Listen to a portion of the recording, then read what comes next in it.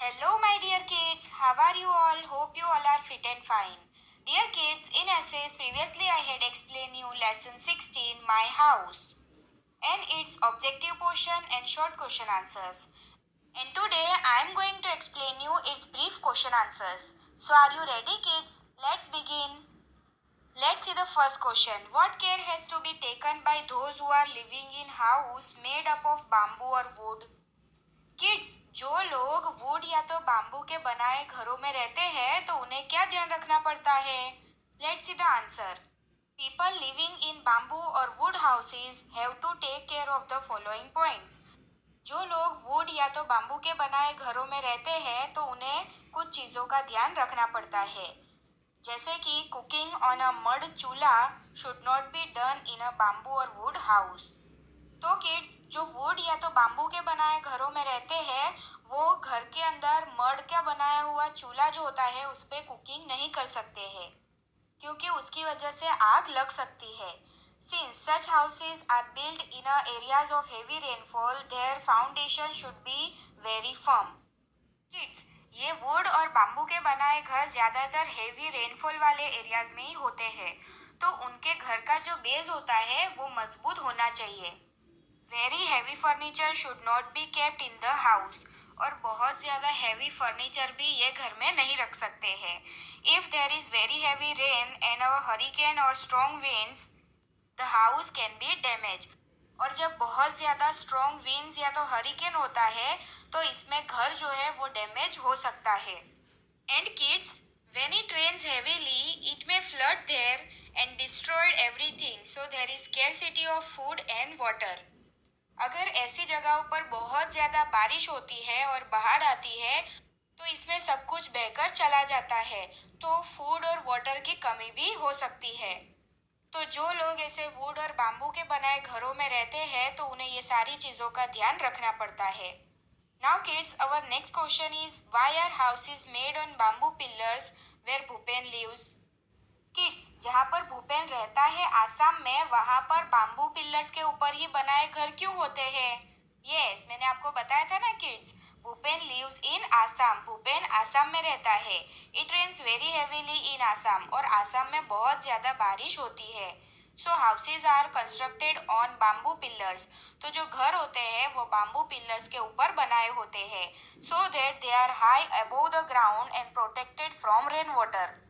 तो ये जो बाम्बू पिलर्स के ऊपर घर बनाए होते हैं वो ग्राउंड से ऊपर होते हैं, ताकि जो रेन का पानी है वो उनके घरों में ना आ जाए.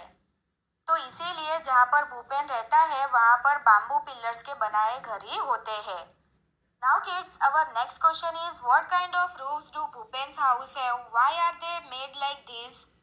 किड्स, भूपेन का जो घर है उसके रूफ्स कैसे हैं और वो क्यों इस तरह से बने हैं? Let's see the answer.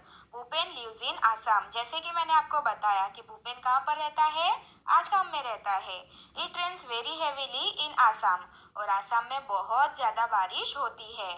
So houses are constructed with sloping roofs so that rainwater does not collect on top of the house and can flow away easily.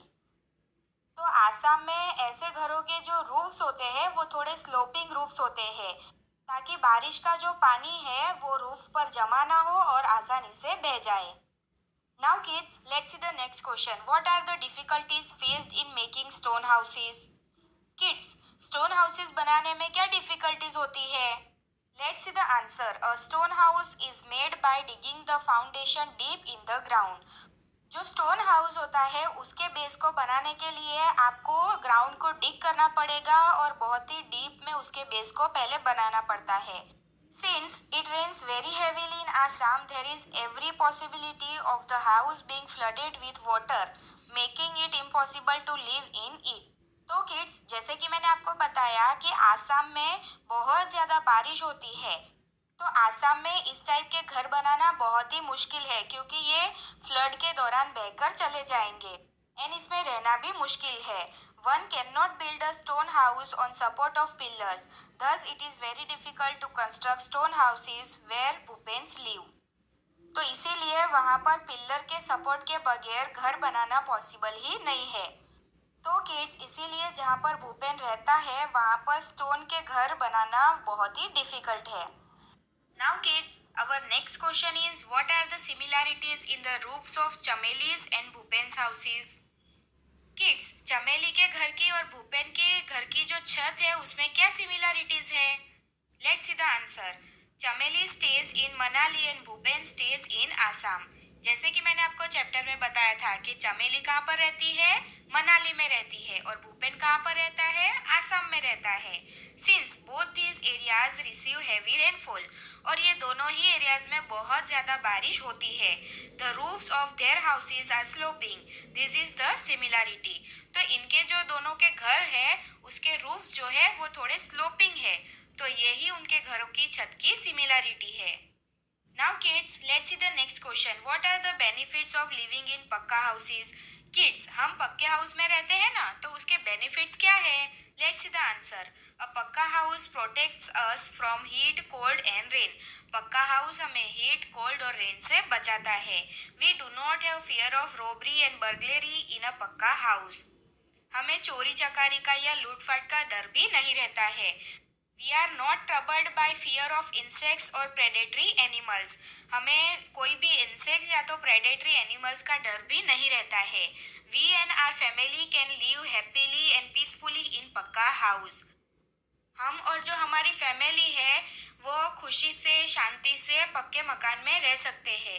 We do not suffer any damage even from hurricanes and strong winds. जब बहुत ज़्यादा hurricanes या strong winds होती है तब भी हमें कोई नुकसान नहीं होता है। Our life and property is protected when we live in a pucca house. हमारी लाइफ और हमारी प्रॉपर्टी भी पक्के मकान में प्रोटेक्टेड रहती है। तो किड्स, हम पक्के मकान में रहते हैं तो ये सारे ही बेनिफिट्स हमें होते हैं। Let's see the next question. How do people go up in multi storey buildings? Kids, आपने मल्टी स्टोरी बिल्डिंग्स तो देखी है ना, तो वहां पर लोग ऊपर कैसे जाते होंगे? Let's see the answer. People go up in multi storey buildings with the help of lifts. Beside there is a staircase too, so that if and when the lift is not functioning, people can go up or come down the stairs. जो multi storey buildings होती है उसमें ऊपर जाने के लिए lifts होती है और उसके अलावा स्टेयरकेस भी होती है। तो अगर कभी लिफ्ट बिगड़ जाती है तो हम स्टेयरकेस का यूज भी कर सकते हैं।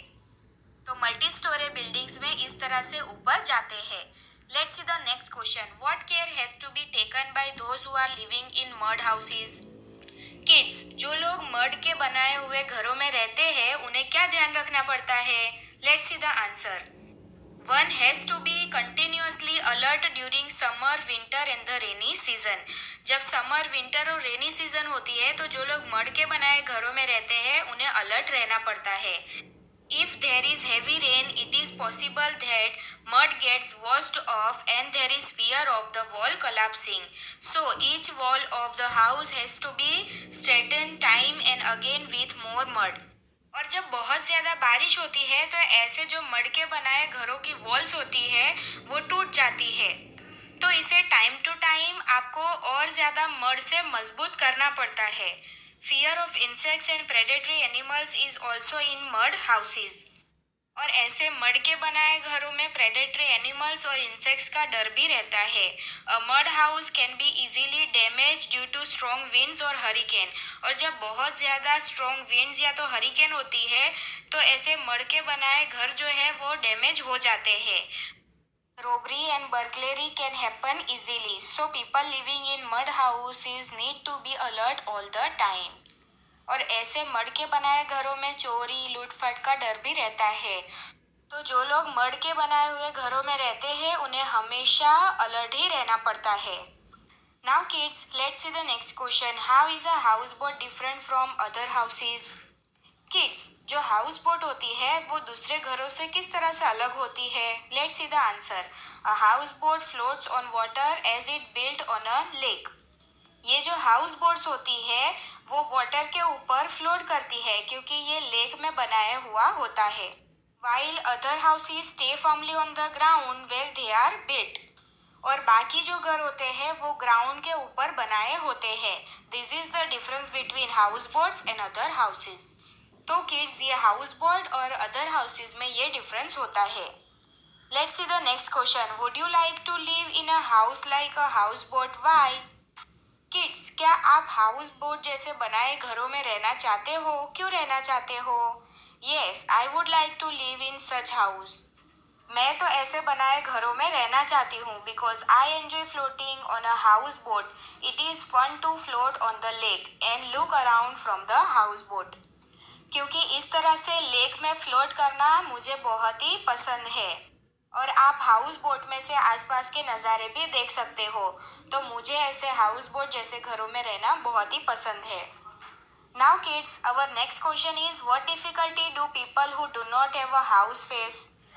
किड्स, जो लोगों के पास घर नहीं होता है उन्हें क्या डिफिकल्टीज फेस करनी पड़ती है? Let's see the answer. People who do not have a house have to live in the open. जो लोगों के पास घर नहीं होता है उन्हें खुले में ही रहना पड़ता है।